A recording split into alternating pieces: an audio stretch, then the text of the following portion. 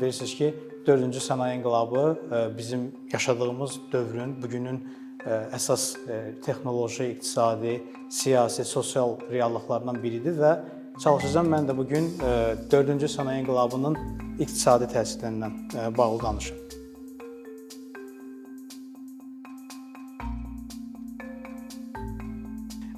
Bilirsiniz ki, bugünə qədər bəşəriyyət bir neçə sənaye inqilabları keçirib, bir neçə dönüş nöqtəsi keçirib və bu inqilablardan xüsusilə də aqrar inqilabı və daha öncə baş vermiş 3 sənaye inqilabını qeyd etmək olar. Sənaye inqilablarını biz texnoloji inqilablar kimi də izah edə bilərik və bütün bu inqilablar nəticədə insanların həyat tərzini, yaşayış tərzini, iqtisadi həyatını dəyişdirib. Eləcə də bugün bizim yaşadığımız dövrdə gözümüzün önündə baş verən 4-cü sənaye inqilabı və ya başqa ifadə ilə sənaye 4.0 bizim yaşamaq tərzimizi, işləmək tərzimizi və proseslərə yanaşma tərzimizi kökündən dəyişdirir və onu xüsusilə qeyd etmək lazımdır ki, 4-cü sənaye inqilabı özündən öncə baş vermiş 3 sənaye inqilabından həm miqyasına görə, həm əhatə dairəsinə görə, həm də təsirlərinə görə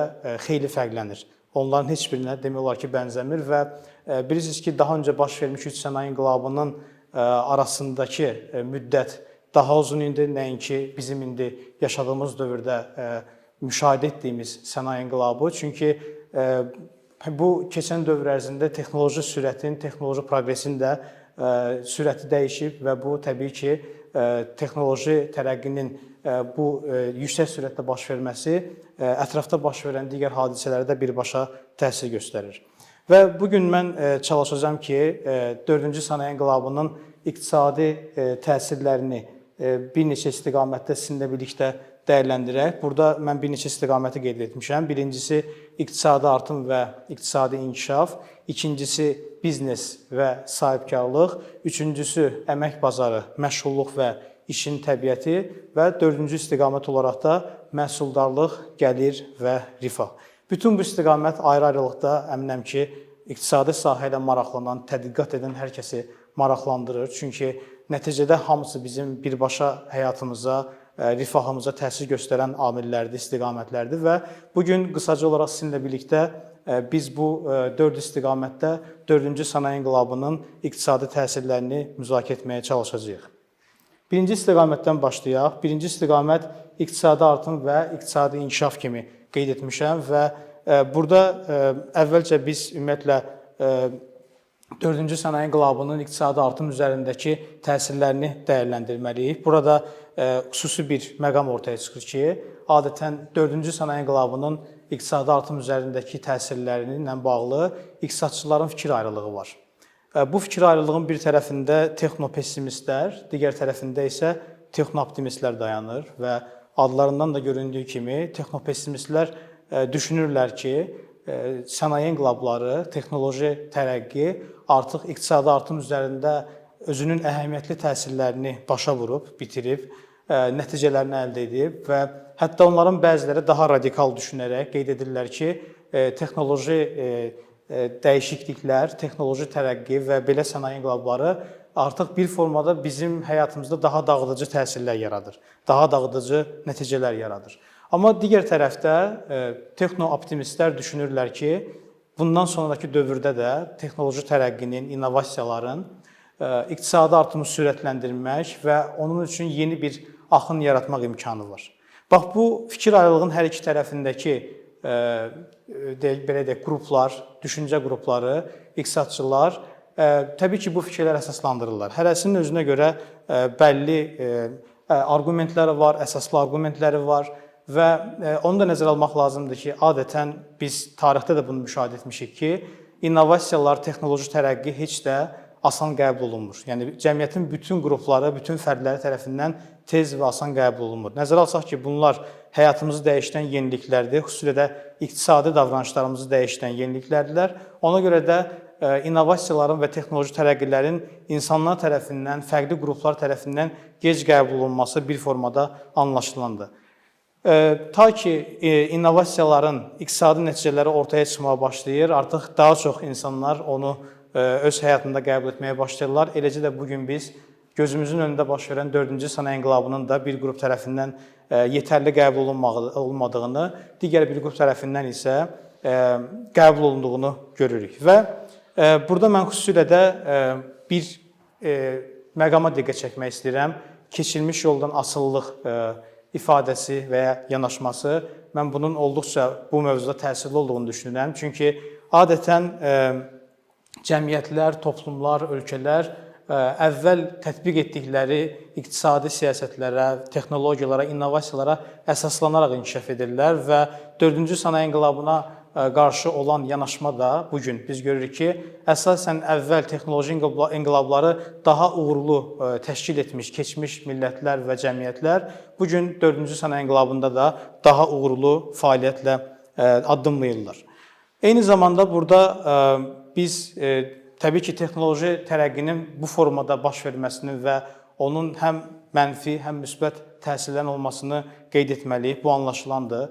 Təbii ki, biz bunu deyə bilmərik ki, 4-cü sənaye inqilabı və onun yaratdığı texnologiyalar bizə yalnız müsbət təsirlər formalaşdırırlar. Eləcə də onların mənfi təsirləri var. Məsələn, əmək bazarına olan mənfi təsirlərini qeyd edə bilərik. Bilirsiniz ki, bəzi iş yerləri texnoloji tərəqqi nəticəsində əmək bazarını tərk edir, onlar sıradan çıxırlar. Məsələn, buna mühasib peşəsini xüsusilə vurğulayırlar və zaman keçdikcə biz görürük ki, texnoloji imkanlar mühasib peşəsini daha yaxşı əvəzləyə bildiyi üçün bu kimi peşələr artıq yavaş-yavaş əmək bazarını tərk etməyə başlayır və bununla bağlı da bir xeyli sayda araşdırmalar, elmi tədqiqatlar və əsaslandırmalar mövcuddur. Amma məsələnin digər tərəfindən, müsbət tərəfinə də baxsaq, texnoloji tərəqqinin yaratdığı bəzi yeni şeylər də var. Məsələn, data təhlilçilər. Bu, bizim günümüzdə müxtəlif sferalarda tələb olunan, əmək bazarında xüsusi tələb olunan və xüsusilə yeni nəslin daha çox maraq göstərdiyi bir istiqamətdir. Bu da təbii ki, boş yerə deyil. Əmək bazarının yaratdığı dinamika, trend insanları bu istiqamətdə özünü inkişaf etdirməyə, təhsil almağa, özünü təlim etməyə təşviq edir. Və bununla bağlı xüsusilə də bir neçə məqamı mən əlavə etmək istəyirəm. Məsələn, burada biz 4-cü sənaye inqilabının nəticələrini, yəni ən azından ilkin nəticələrini daha yaxşı anlamaq üçün 2008 maliyyə böhranından sonraki vəziyyətə baxmalıyıq. Çünki bu dövr ərzində 2008-2009-cu ildən bu yana həmin bu qlobal maliyyə böhranından və başqa ifadə ilə böyük resessiyadan sonra qlobal iqtisadiyyat özünün əvvəlki iqtisadi artım nəticələrini əldə edə bilmir. Məsələn, burada bir neçə məqam qeyd olunub. 2008-ci il maliyyə böhranı başlayana qədər qlobal iqtisadiyyatın ortalama iqtisadi artım göstəricisi 5%-ə yaxın idi, 5% ətrafında dəyişirdi. Amma 2008-2009-cu illərdən bu yana demək olar ki, bu iqtisadi artım göstəricilərində ciddi geriləmələr var və xüsusilə də COVID-19 pandemiyası, hansı ki 2019-cu ilin sonu 2020-ci ilin əvvəlindən başlayaraq bəşəriyyətin müxtəlif deyək ki, bölgələrinə yayılmağa başladı və bu günə qədər də davam edir, hansı ki iqtisadi artım göstəricilərində ciddi geriləmələrə gətirib çıxarıb və Dünya Bankının təqdim etdiyi rəsmi statistikalarda da biz bu göstəriciləri aydın görə bilərik, hansı ki 2008 qlobal maliyyə böhranından sonra bir formada qlobal iqtisadiyyat stabil iqtisadi artım göstəricilərini qazansa da, baxmayaraq ki, bu elə də yüksək deyildi. Amma 2019-2020-ci ildən başlayaraq biz belə bir negativ trendini də müşahidə edirik. Təbii ki, 2021-ci il və sonrasında müsbət gözləntilər var. Yəni, COVID-19-un yaratdığı qapanmalardan yavaş-yavaş biz açılmağa doğru gedərək iqtisadiyyatların, milli iqtisadiyyatların inkişaf etdiyini və iqtisadi artım templərinin də yüksəldiyini görürük. Amma biz burada xüsusilə də 4-cü sənaye inqilabının texnologiyalarının iqtisadi artım göstəricilərini yüksəltmə baxımından əhəmiyyətli olduğunu qeyd edə bilərik. Burada eyni zamanda mən ikinci istiqamət olaraq 4-cü sənaye inqilabının biznes və sahibkarlıq üzərində təsirlərini birlikdə dəyərləndirmək istəyirəm. Biz qeyd etdik ki, fərqli qruplar, cəmiyyətin fərqli qrupları bu sənaye inqilabından təsirlənirlər və bu istiqamətlərdən biri də biznes üzvləri və sahibkarlıq üzvləridir. Bununla bağlı 4-cü sənaye inqilabı kitabının müəllifi olan Klaus Schwab, eyni zamanda bilirsiniz ki, Dünya İqtisadi Forumunun yaradıcısıdır.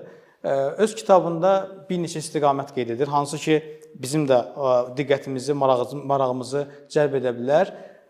Bu inqilabın bizneslərə, yəni biznesin bütün sektorlarına olan təsirlərini o bir neçə istiqamətdə ayırır. Birincisi, müştərilərin gözləntiləri dəyişir. Bu birinci istiqamət olaraq qeyd edilir. İkincisi, verilənlər məhsulları yaxşılaşdırır, yəni data məhsulları yaxşılaşdırır. Bu isə aktivlərin məhsuldarlığını artırır.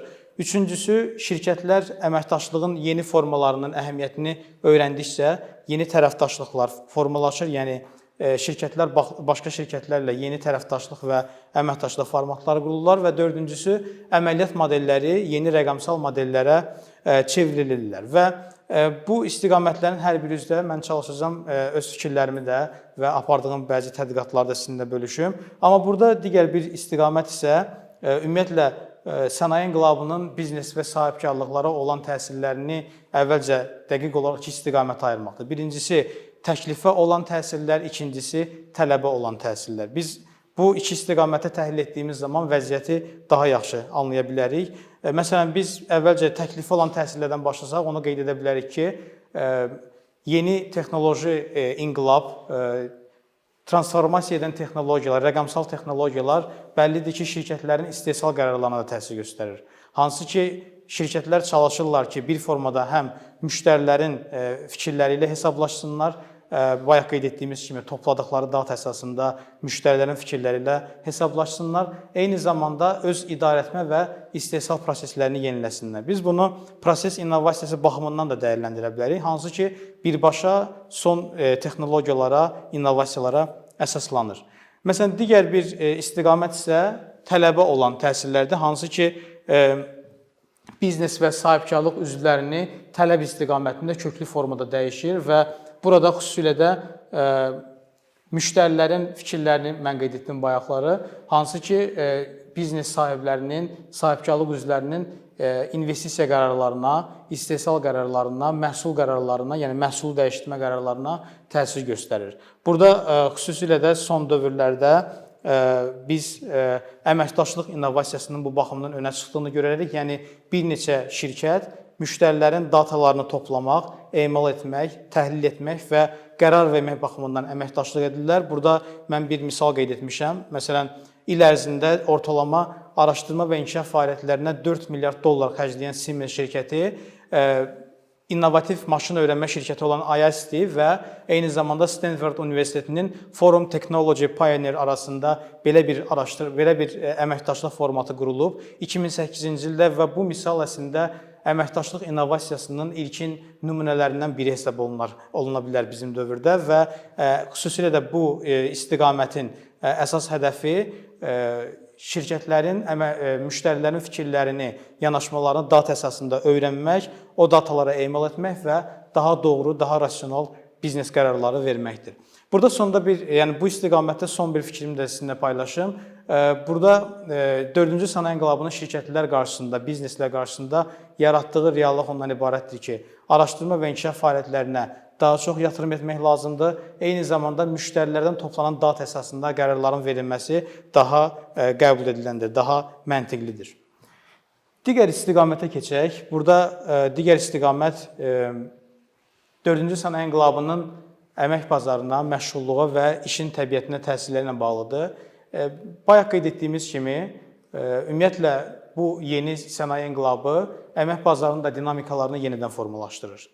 Bəzi iş yerlərini bağlayaraq, sıradan çıxararaq, bəzi iş yerlərini isə yaradaraq, ortaya çıxararaq dinamikanı dəyişdirir və bu yalnız bizim bu yaşadığımız dövrdə və bu sənaye inqilabına xas bir xüsusiyyət deyil.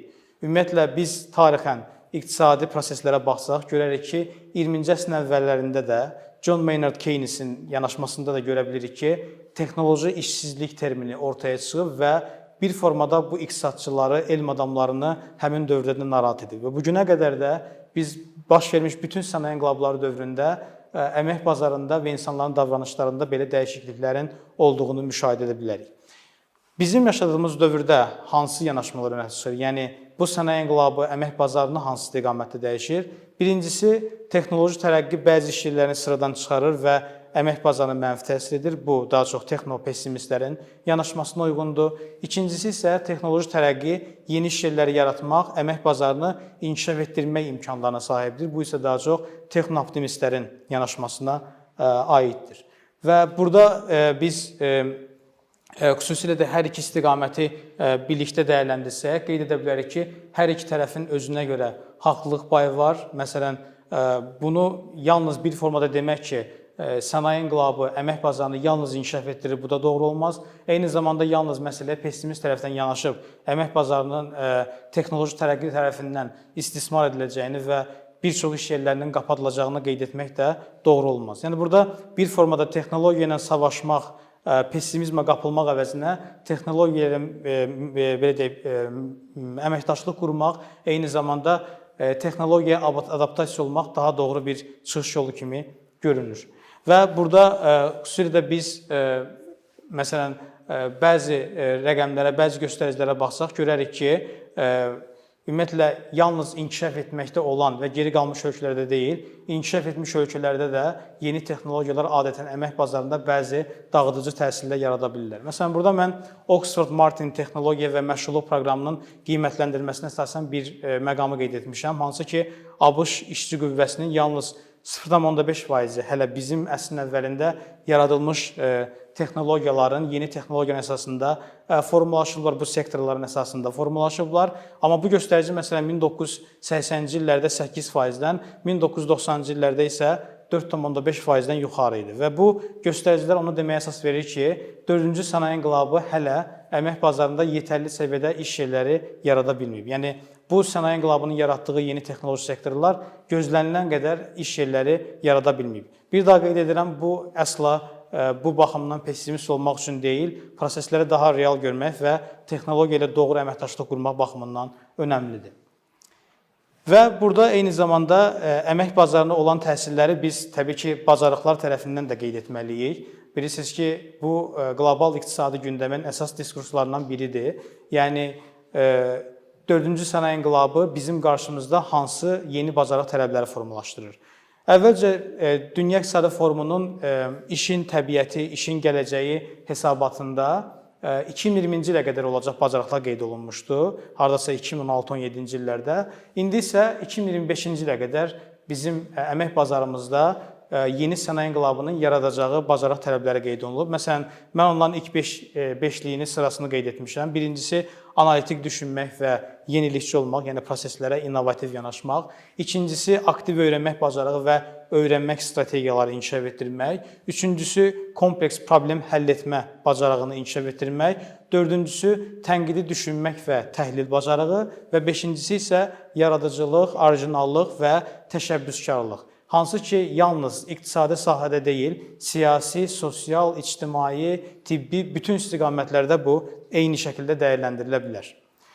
Və sonda isə axırıncı istiqamət olaraq mən çalışacağam 4-cü sənaye inqilabının məhsuldarlıq, gəlir və rifah üzərindəki təsirlərini qeyd edim və bu təsirləri təhlil etmək üçün biz iki istiqamətdə bəzi datalara, bəzi verilənlərə baxacağıq və bu iki istiqamətin birincisi məcmu faktor məhsuldarlığıdır, ikincisi isə əmək məhsuldarlığıdır. Hansılar ki, iqtisadi artımı, məhsuldarlığı ölçmək üçün uzun illərdir iqtisadçılar tərəfindən, elm tərəfindən istifadə olunur. Burada, məsələn, iki data var, hansı ki, birincisi məcmu faktor məhsuldarlığının artımını illik orta hesabla faiz dəyişimini göstərir. Qrafikdən də göründüyü kimi burada həm dünya üzrə, həm də fərqli inkişaf etmiş regionlar, ölkələr üzrə məcmu faktor məhsuldarlığında 1995-ci ildən başlayaraq 2013-cü ilə qədər trend dalğalıdır, volatildir. Amma eyni zamanda son illərdə 2007-ci ildən sonra bu trendin aşağıya doğru endiyini görürük. Yalnız Amerika Birləşmiş Ştatlarının göstəricilərində nisbətən artım var, amma ümumilikdə dünyanın toplam faktor məhsuldarlığında və ya məcmu faktor məhsuldarlığında 2007-ci ildən sonra, xüsusilə də 2008 qlobal maliyyə böhranından sonra bir eniş müşahidə olunur, hansı ki, əsas iqtisadi narahatlıq mənbələrindən biridir. Bunu da xüsusi qeyd edim ki, adətən məcmu faktor məhsuldarlığı birbaşa texnoloji tərəqqiyə, texnoloji progresə əsaslandığı üçün bu göstərici, bu indikator bizim dəyərləndirməmizdə xüsusi olaraq önə çıxır. Digər bir göstərici isə əmək məhsuldarlığında müşahidə olunan artımdır. Hansı ki, yenə də 1995-ci illə 2013-cü il arasındakı dinamikanı biz bu qrafikdən görə bilərik və yenə də 2007-ci, 2008-ci ildən bu yana əmək məhsuldarlığındakı trend dünya üzrə aşağı doğru meyllənib, lakin bəzi inkişaf etmiş regionlarda bu problem nisbətən həll oluna bilib və əmək məhsuldarlığında nisbi də olsa artım müşahidə olunur. Amma yenə də bu artım göstəriciləri qrafikdən də gördüyünüz kimi əvvəlki illərlə müqayisədə, yəni 2008 maliyyə böhranından öncəki dövrə baxsaq, müqayisə etsək, görərik ki, həmin səviyyələrdə, yüksək səviyyələrdə deyil. Və bu göstəricilərə təqdim etməkdən məqsədim nədən ibarət idi? Burada biz xüsusilə də məhsuldarlığı, iqtisadi artımı ölçmək üçün bizə lazım olan həm əmək məhsuldarlığı, həm də məcmu faktor məhsuldarlığındakı gedişatı, trendi müşahidə etsək, onu təhlil etsək, görərik ki, 4-cü sənaye inqilabının həm də məhsuldarlığı inkişaf etdirmək, artırmaq imkanları var. Hansı ki, iqtisadiyyatlar tərəfindən, bəşəriyyət tərəfindən də istifadə oluna bilər. Və sonda mən texnologiyaların, innovasiyaların, ümumilikdə sənaye inqilablarının gəlirə, rifaha təsirlərini təqdim etmək istəyirəm. Burada belə bir qrafik qarşımıza çıxır, hansı ki, ölkələrin texnoloji nailiyyət indeksi ilə adam başına düşən ümumdaxili məhsul göstəriciləri arasındakı əlaqəni göstərək korrelyasiyanı ifadə edir və biz bu qrafikdən də görə bilərik ki, adətən texnoloji nailiyyət indeksi yüksək olan, texnoloji tərəqqini daha yaxşı keçə bilən və araşdırma inkişaf fəaliyyətlərinə daha çox investisiya edən ölkələr, bir formada yüksək sənayeləşmiş və ya başqa ifadə ilə inkişaf etmiş ölkələr, həm də adam başına düşən ümumdaxili məhsulda da digər ölkələr müqayisədə daha öndədirlər. Bu, bizə onu deməyə əsas verir ki, adətən texnoloji nailiyyətlər, innovasiyalar ölkələrin, cəmiyyətlərin adam başına düşən ümumdaxili məhsulları ilə müsbət korrelyasiyaya sahibdirlər və sonda onu qeyd etmək olar ki, texnologiyaya bəşəriyyət nə qədər çox yatırım edirsə, bir o qədər ondan müsbət gəlir, müsbət rifah, məhsuldarlıq geri almaq mümkündür və biz 4-cü sənaye inqilabı ilə bağlı da bunu qeyd edə bilərik. Və sonda bütün bu qeyd edilənləri ümumiləşdirsək və 4-cü sənaye inqilabının bizim iqtisadiyyatımıza, rifahımıza necə təsirləri ola bilər, onu dəyərləndirsək, onu qeyd etmək olar ki, daha öncə baş vermiş sənaye inqilablarında olduğu kimi, bu inqilabın əvvəlində, prosesin əvvəlində adətən daha çox dağıdıcı təsirlər önə çıxır və bu biraz da olsa texnopesimizmi artırır. Amma zaman keçdikcə cəmiyyətlər texnoloji tərəqqini daha çox rifaha, bərabərliyə və inkişafa sərf etdikcə bu bəşəriyyətə, insanlara daha çox iqtisadi gəlir, məhsuldarlıq və rifah olaraq qayıdır. Təşəkkür edirəm. Çox sağ olun diqqətinizə görə.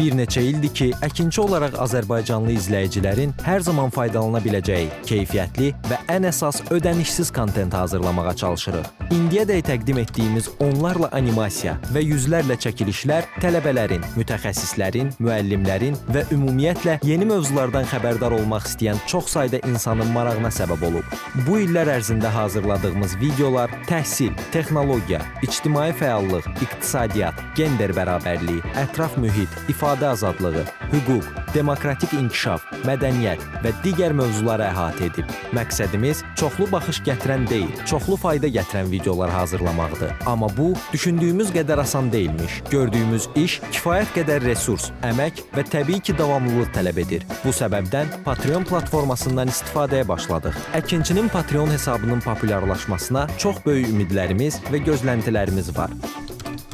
Bəziləriniz Patreon haqqında ilk dəfə eşidirsiniz. Əslində çox sadə izahı olan bir platformadır. Təsəvvür edin ki, siz rəssam və ya musiqiçisiniz. Sosial şəbəkələrdə sizi izləyən, işinizi bəyənən çox sayda insan var. Patreon platforması sizə imkan verir ki, izləyicilərinizin könüllü aylıq ödənişləri sayəsində işinizi davam etdirəsiniz. Sərgi, konsert zallarından asılı qalmayasınız. Amma bu təkcə rəssam və musiqiçilərə aid deyil. Məsələn, əkinçiyə bənzər fəaliyyətlə məşğul olan bəzi layihələrin 10 minlərlə patronu var. Biz də düşündük ki, nə üçün əkinçinin Patreon hesabı olmasın? Sizin dəstəyiniz sayəsində biz daha çox və daha keyfiyyətli kontent yaratmağa davam edə biləcəyik. Amma bu dəstək yalnız maddi dəstək deyil. Dəstəkçilərimizin sayının artması gördüyümüz işlərin faydalı olduğuna dair əminlik verir.